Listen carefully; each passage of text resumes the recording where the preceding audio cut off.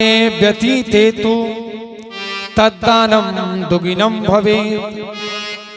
संवत्सरं व्यतीते तु सदाता नरकं व्रजेत्। अगर यज्ञ आपने किया, अनुष्ठान पूजा करवाया, तो यज्ञ नारायण अपनी लक्ष्मी मैया को छोड़कर नहीं जाते। वह दक्षिणा यज्ञ नारायण की पत्नी है। अगर दक्षिणा को आपने रोक लिया तो यज्ञ नारायण अप्रसन्न होकर चले जाएंगे। अगर आप कहीं पति पत्नी जाइए और आपके पत्नी को कोई रोक ले, आप आइएगा 50 गाली माने माने दीजिएगा, क्या क्या नहीं कर दीजिएगा महाराज। तो कभी भी दक्षिणा एक रात्रि अगर आपके पास रुक गया तो वह 10 गुना हो जाता है। हाँ, एक रात्रि में 2 गुना हो जाता है दक्षिणा। और अगर संवत्सर बीत गया तो तदा में नरकम व्रजे। दाता नरक में, जग का तो फल छोड़ दीजिए। इसलिए कभी भी अरे 100 रुपया दीजिए, जैसे पंडित जी पूजा कराते हैं, भोजन करते हैं, तुरंत दक्षिणा दीजिए। और ब्राह्मण को कभी खाली मत भेजिए, ये जग का नियम है। वही यज्ञ नारायण की पत्नी दक्षिणा है। बोल यज्ञ नारायण भगवान की।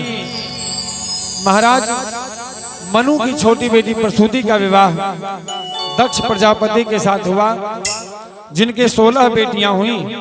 उन 16 कन्याओं में 13 कन्या धर्म को ब्याही गई और मूर्ति नामक पत्नी के गर्भ से भगवान नर नारायण प्रकट हो गए। बोल नर नारायण भगवान की जय। स्वाहा नाम की बेटी का विवाह अग्निदेव के साथ हुआ। स्वधा नाम की बेटी का विवाह पितरों के साथ ब्याही गई। और एक बेटी शंकर भगवान को ब्याही गई, जिनकी कोई संतति नहीं हो सकी। और सती ने अपने पिता के यज्ञ में अपना शरीर को नष्ट कर लिया। मैं विदुर जी चौंक गए, महाराज अरे भोले बाबा तो इतना करुणा के बता रहे हैं, तो ऐसा क्या हुआ कि माता सती अग्निदाह कर ली। तब यह कथा विस्तार पूर्वक सुनाते हैं। एक बार ब्रह्मा जी अपने पुत्र प्रजापति को, दक्ष को प्रजापति घोषित किया। प्रजापति का पद बहुत ही बड़ा होता है, इंद्र से भी ऊंचा है। तो देखिए, जब किसी को पद, बल, धन आ जाता है तो मद निश्चित आ जाता है। कोई ऐसा व्यक्ति नहीं है कि धन पाकर मदांध ना हो गया। कहते हैं श्री गोस्वामी तुलसीदास जी, बड़ अधिकार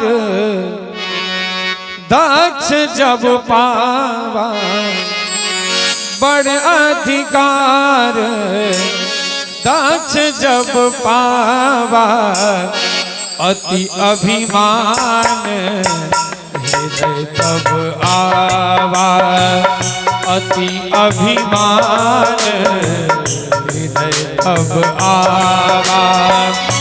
नहीं कोई अस जन्मा जग माही, नहीं कोई अस जन्मा जग माही, प्रभुता पाई जा बदनाही, प्रभुता पाई जा बदनाही। ऐसा कोई नहीं कि प्रभुता पाकर मद में ना आ गया हो। तो प्रजापति को भी पद जब मिला तो मदांध हो गया और एक समारोह किया। ब्रह्मांड के सभी देवी देवता उस समारोह में आए। प्रजापति जैसे ही समारोह सभा में प्रवेश करता है, सभी देवी देवता खड़े होकर जय जयकार करते हैं। प्रजापति दक्ष का स्वागत करते हैं। देखो, अहंकारियों का एक नियम होता है कि जो उसको प्रणाम कर रहा है उसके ऊपर नजर नहीं जाएगा, जो नहीं किया उसको आंख उठा के देखा, रे तुम प्रणाम नहीं किया, देख लेंगे तुमको। हाँ, अहंकारियों का ऐसा नियम होता है। 10 लोग प्रणाम किया तो नहीं देखा उसको, और जो प्रणाम नहीं किया उसके ऊपर ठीक है देख लेंगे। उसी प्रकार सभी देवताओं ने प्रणाम किया और 3 लोग खड़े नहीं हुए, ब्रह्मा विष्णु महेश। तो ब्रह्मा जी को देखकर विचार करने लगा, चलो ये तो हमारे पिताजी हैं और बूढ़े हो गए, कोई बात नहीं। विष्णु जी को देखा, चलो ये तो हमारे दादाजी हैं, कोई बात नहीं।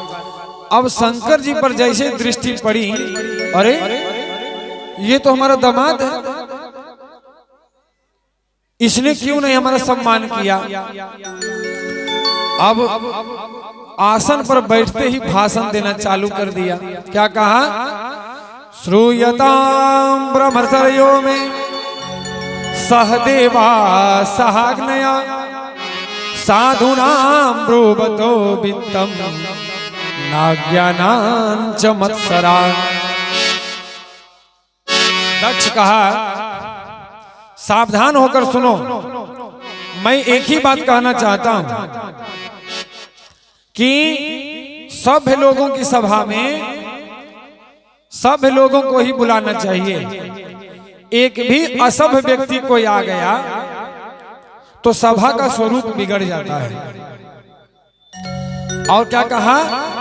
नाज्ञानान च मत्सरात्। देवताओं, ये कोई मैं ईर्ष्यावश नहीं कह रहा हूं। देखो, जो झूठा व्यक्ति होगा ना, वो बार बार सत्य के दुहाई देगा, अरे नहीं सत्य बोल रहे हैं, हम झूठ बोलते कहाँ हैं। वैसे दक्ष कह रहा है कि हम ईर्ष्या से नहीं बोल रहे हैं। देवता इधर उधर ताकने लगे कि अरे यहाँ पर असभ्य व्यक्ति कौन आ गया। फिर दक्ष कहता, अरे इधर उधर क्या देख रहे हो, ये शंकर तुमको दिखाई नहीं पड़ रहा है।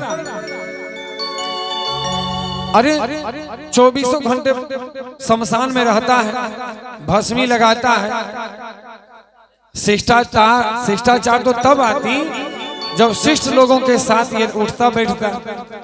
ये तो सदैव भूत प्रेतों के साथ रहता है, शिष्टाचार कहां से आएगा। इस प्रकार से डांटने लगा, गाली देने लगा। एक ने कहा कि जब इतना ही बुरे थे तो बेटी का विवाह काहे कर दिया इनके साथ। और गर्म हो गया, अरे हम कभी जीवन में इससे अपना बेटी देने वाला नहीं थे, लेकिन हमारे पूज्य पिताजी का आदेश का पालन करना पड़ा, जो मृगनयनी कन्या को मरकट लोचन के हाथ में दे दिया।